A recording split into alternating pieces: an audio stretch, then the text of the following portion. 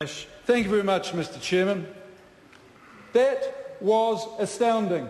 That member said that New Zealanders are responding to the tax switch. Well, I'll tell you how New Zealanders are responding.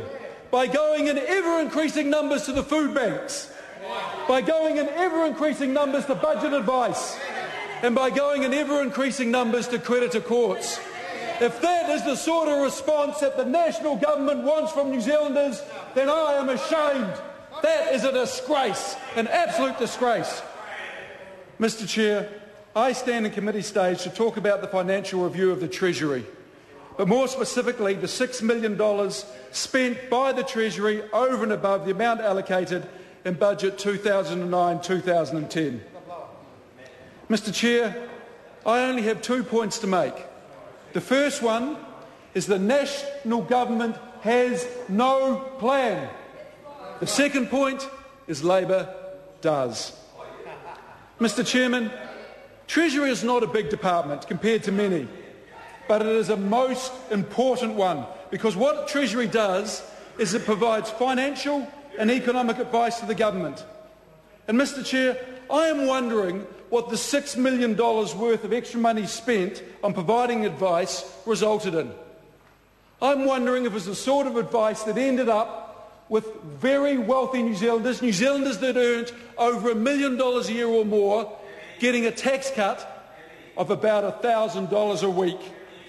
And yet those who are on the median wage in Napier, as in most cities, ending up with about $5 per week. What sort of advice was that, Mr. Chair? 650 people in New Zealand earn $1 million or more. Every one of those people got over $1,000 a week more, and yet thousands and thousands of New Zealanders received around $5 a week.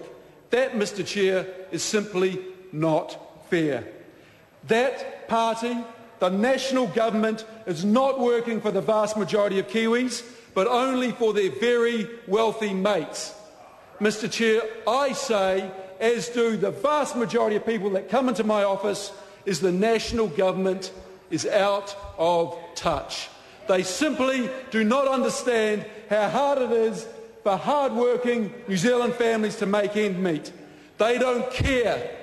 They don't care about those on the median wage who just received $5 a week in tax cuts, who are facing $20 a week increased food bills. They are so out of touch, and they simply care. Mr. Chair, the thing that astounds me is that $6 million by Treasury resulted in only 2 plans for economic growth. 1, mine national parks, and 2, sell state assets. Well, in the plan, not plan.